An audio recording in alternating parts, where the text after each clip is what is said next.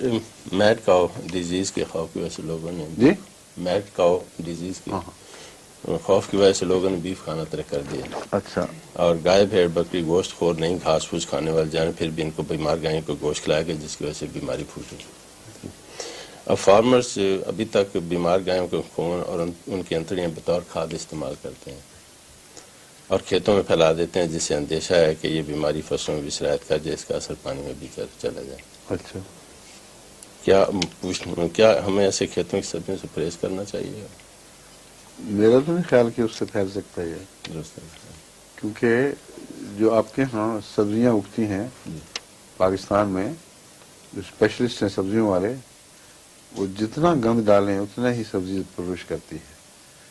انتہائی غلیظ چیزیں، کچی کھاد بھی جس میں پیچش وغیرہ ہر قسم کے جراثیم ہوتے ہیں، اور اللہ تعالیٰ کا نظام ہے کہ کس طرح فلٹر ہو جاتے ہیں سب کچھ. اور جب وہ پھل بنتے ہیں، پھول پھل، تو قرآن کریم فرماتے ہیں اسی پانی سے دیکھو جس سے دوسری چیزیں پیدا ہو رہی ہیں. رنگا رنگ کے پھل، ان کے رنگ، مزے فرق، ان میں شفا، ان کے اندر حیرت انگیز تاثیرات. تو قانون قدرت کے کارخانے میں جب جا کے ایک چیز نئی صورت میں ڈلتی ہے، پہلی چیز سے اس کا کوئی تعلق نہیں رکھتا. انہوں نے جو کیا ہے ظلم، وہ یہ ہے کہ وہ وہی بیمار معوف حصہ براہ راست کھلایا ہے. سمجھے نا؟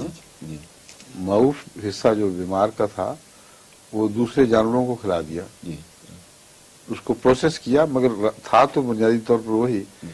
قانون قدرت کی طرح پروسیس نہیں کیا کہ اس کی ماہیت بدل جائے، ماہیت وہی رہی. اس لیے احتمال بہت زیادہ تھا کہ اس کے جراثیم آگے سرایت کر جائیں، اور یہی ہوا ہے.